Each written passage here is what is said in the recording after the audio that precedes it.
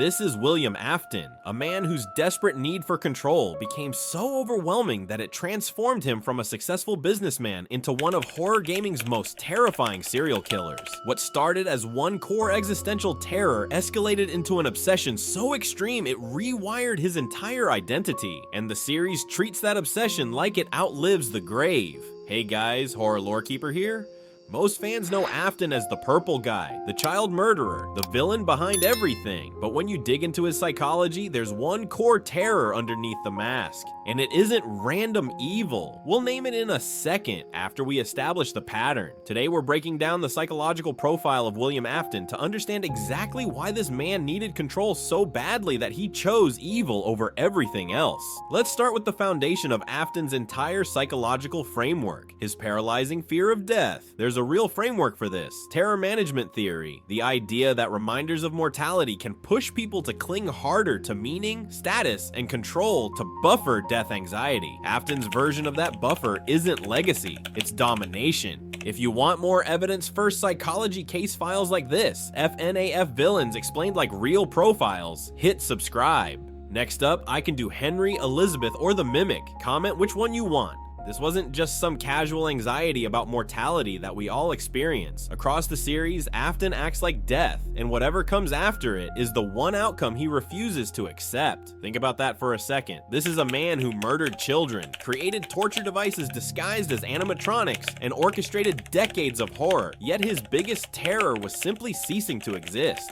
This fear was so intense that when death finally came for him, he refused to accept it. Even after the Springlock failure, the story frames him as the kind of villain who persists, not because he lets go, but because he won't. I always come back functions like a manifesto, refusal, defiance, and the need to control the one thing nobody controls. It represented his absolute refusal to surrender the ultimate form of control, agency over his own existence. And FNAF 6 even frames consequences as afterlife level. Henry says, "The darkest pit of hell has opened to swallow you whole." That's the series pointing at what Afton is running from. But here's where it gets really interesting from a psychological standpoint. The lore specifically describes Afton as a coward when facing his own death and retribution. This reveals a massive contradiction at his core. On the surface, he projected confidence, intelligence, and dominance. He was the genius roboticist, the successful businessman, the methodical killer who evaded justice for years. But strip away that facade and you find someone terrified of powerlessness. This contradiction explains so much about his behavior patterns. His entire criminal enterprise was essentially an elaborate defense mechanism against feeling vulnerable. Every murder, every technological innovation, every manipulation was him desperately trying to prove to himself that he was in complete control of his world. Now let's examine how this fear manifested in his methods of control, because Afton was incredibly sophisticated in his approach to domination. He understood that the most effective control isn't brute force. It's psychological manipulation combined with calculated deception.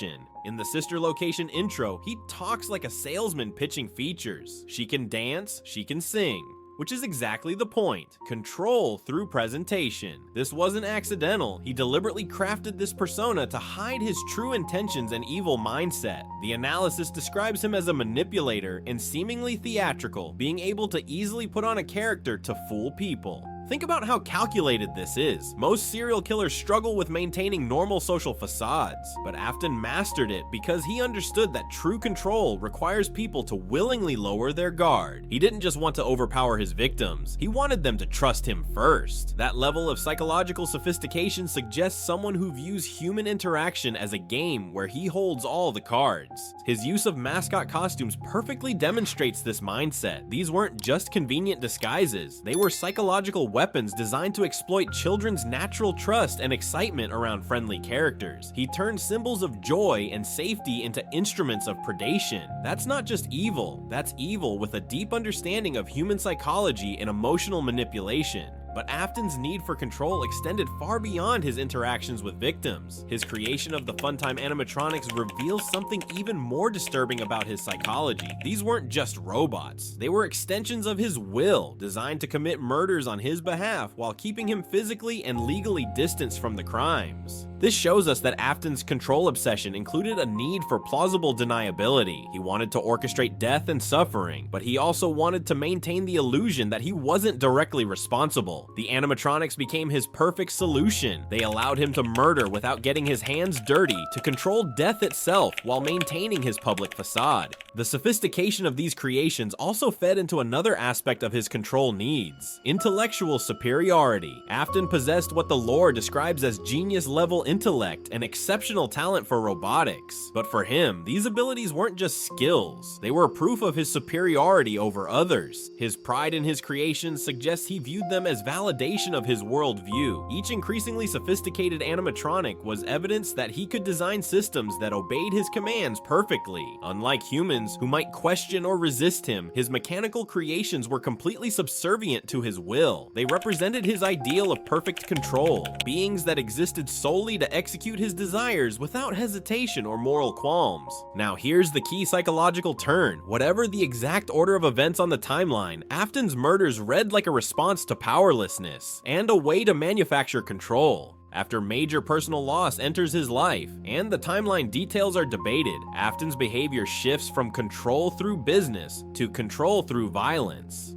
The lore tells us he succumbed to madness after this loss, but this wasn't random madness. It was targeted, intentional rage directed at someone specific, his business partner Henry Emily. The analysis reveals that Afton placed his raged blame onto the shoulders of Henry and wanted revenge for what Henry's creation took from him. And one of the clearest patterns is how he targets what matters most to other people, hurting families the way he fears being hurt, weaponizing grief as leverage. The lore is very clear about this, so in a blind rage, he took Henry's most important creation from him, his daughter. This wasn't an accidental killing or a moment of temporary insanity. It was deliberate revenge designed to make Henry feel the same loss of control that Afton was experiencing. This reveals a crucial psychological pattern in Afton's mind. When he experiences powerlessness, his response is to inflict that same powerlessness on others. He can't bring back his son, so he takes away Henry's child. He can't control death when it comes for his family, so he becomes the one who controls death for other families. But here's the really disturbing part. This act of revenge didn't just give him emotional satisfaction, it gave him a taste of ultimate control. For the first time, he had wielded the power of life and death over another human being. He had taken someone's most precious possession, and there was nothing they could do to stop him or undo it. That experience fundamentally changed his psychology. The lore indicates that William's hubris grew larger as he became more experienced as a killer, likely due to the fact that he was never convicted for his crimes and always got away with them. Each successful murder reinforced his belief that he was above consequences, above the normal rules that constrained other people. This is where we see Afton's psychological evolution from grief-stricken father to confident serial killer. The more he got away with, the more convinced he became that he had achieved a level of control that made him essentially untouchable. By the time we see him in FNAF Special Delivery, Springtrap displays arrogant, boastful, and overconfident voice lines and flamboyant mannerisms. He's no longer the calculating, careful killer who hid behind neutral personalities. He's become someone who wants his victims to fear and respect him. This psychological shift shows us how success in exerting control can become addictive. Each time he proved his dominance over life and death, he needed more extreme demonstrations to achieve the same psychological satisfaction. But there's another layer to Afton's psychology that's often overlooked, and it involves his capacity for selective empathy and emotional compartmentalization. In Sister Location's minigame, Elizabeth begs to approach Baby, and William repeatedly refuses, while other kids are allowed near her. That's control, and it's telling. On the surface, this seems like genuine paternal protection, but when you dig deeper, you realize this warning was likely for selfish reasons. Later, the facility uses controlled shocks on the animatronics, including Baby. Whether William is present or not, the system he built normalizes pain as compliance. Think about the psychological implications of this. He knew his daughter's soul was trapped inside that machine, experiencing pain and torture, and he not only allowed it to continue, but actively facilitated it. This reveals that even his familial bonds were subject to his overriding need for control and his pursuit of his objectives. This demonstrates that Afton's psychology compartmentalized relationships based on utility rather than genuine emotional investment. His love for his children was conditional. It existed only as long as it didn't interfere with his larger goals. The moment his experimental agenda conflicted with his daughter's well-being, the agenda won. This brings us to the chilling part. Afton isn't portrayed as delusional. He's deliberate, strategic, and fully aware of what he's doing. He doesn't suffer from delusions or loss of reality testing. He simply chooses to be evil for no other reason than to achieve his twisted and unethical desires. This means his need for control isn't driven by mental illness or some tragic misunderstanding of reality. He understands perfectly well the difference between right and wrong. He knows his actions cause immense suffering. He's fully aware of the moral weight of his choices. He just doesn't care. This conscious choice to embrace evil makes his psychology far more disturbing than if he were simply insane. Insanity implies a loss of agency, a disconnect from moral reasoning, but Afton deliberately rejected moral constraints because they interfered with his desire to reshape reality according to his will. His control obsession was fundamentally about power, the power to decide who lives and dies, the power to create suffering or relief, the power to exist beyond normal human limitations. He wanted to be a god in his own small universe, and he was willing to sacrifice everything and everyone to achieve that status.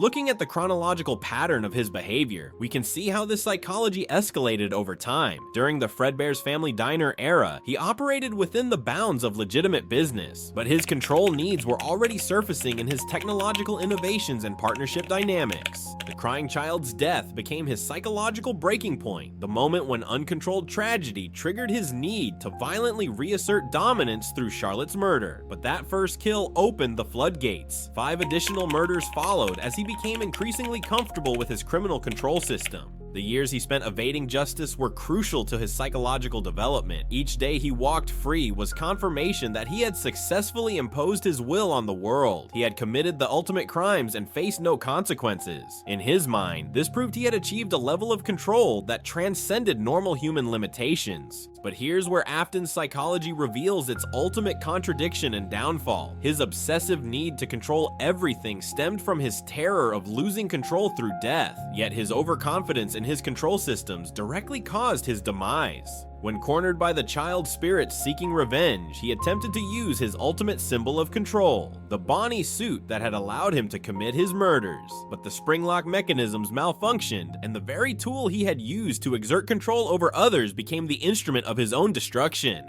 The irony is perfect and psychologically inevitable. Excessive need for control creates the very vulnerabilities it's designed to prevent. His refusal to accept any limitation, any possibility of failure, led him to take risks that ultimately destroyed him. But even death couldn't break his psychological pattern. His declaration, "I always come back," proved that his need for control was so fundamental to his identity that it literally kept him anchored to existence beyond death. In-universe, supernatural rules keep him here, but narratively, it fits perfectly. A man so addicted to control that even death isn't an ending he'll accept. Understanding Afton's psychology gives us insight into one of horror gaming's most complex villains. He's not just a monster or a simple evil force. He's a deeply human character whose relatable fear of death and powerlessness became so overwhelming that it transformed him into something inhuman. His story serves as a psychological cautionary tale about what happens when the normal human desire for agency and control becomes pathological. We all fear death. We all want some measure of control over our lives. We all sometimes feel powerless in the face of tragedy, but Afton shows us the horrifying extreme of what those feelings can become when they're allowed to consume everything else.